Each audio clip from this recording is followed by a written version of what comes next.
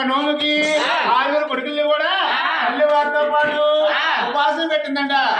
ఆయన ఆ యాన వెంకటరమణ అక్కడ బాధ పరిచలేక లోపల తంబాల దేవుళ్ళకెళ్ళి ఎవరో చూడకంట పనిపిండ పలహారం భోంచేసి 6 అన్నదమ్ముళ్ళ కలిసిపోయాడు.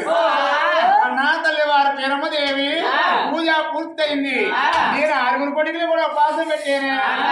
ఏ కొడుకు ఎంత నిష్ఠతో ఉన్నాడు అని చెప్పి 6 కొడుకులు వద్దకు వచ్చి అలా కొడుకులు పెట్టి తడివి చూసిందంట. యానా వెంకటరమణ ఇష్టగా కనపడుతున్నాడు. ఆయన యానా వెంకటరమణ నువ్వు 6లో ఉండదాకాడు కాదా అని చెప్పి ఆనాడి కన్నా తల్లివారు యానా వెంకటరమణకి అలా సాంప్రదాయం పెడుతున్నా.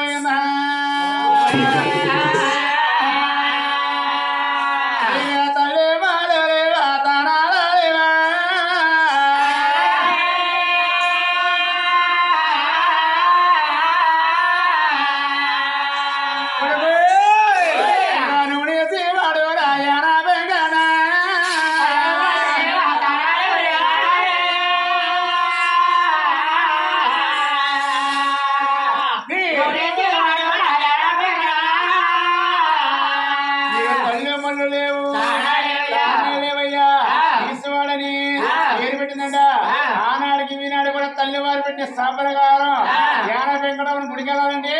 మన పడుకుంటే సల్దన్నం ఫోన్ చేసి ఒక టెంకాయ సీత పట్టుకొని ఆయన ఆ టెంకాయ గుడికాడు కొనేసి అలా ఒంటికి దండం పెట్టుకుని వెళ్ళిపోవచ్చంట.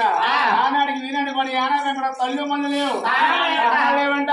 యానా వెంకట తీర్థం ఇది మా ఎచ్చిగా ఉంటాయంట.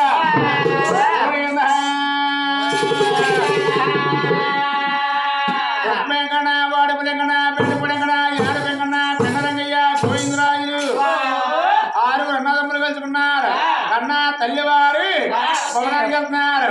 వచ్చే కొడుకుల వారు కల్లారు సింధు పేరమ్మదేవి అరే ఎండమగరే మగమన్న రాజు వెళ్తారు. ఎవరింటి కాడ చేస్తారు అని పేరమ్మదేవి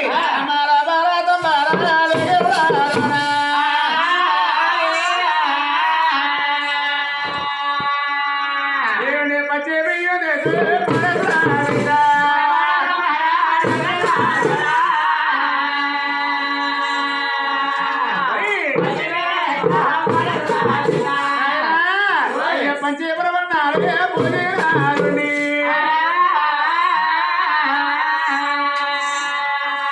పంచపరమన్నారు ఇప్పుడు మునక్కాడ రెడ్డి గారి నమ్మకాయ కూరలో అట్లా తయారు చేశారంట. ఏమి అయ్యా వైద్యములు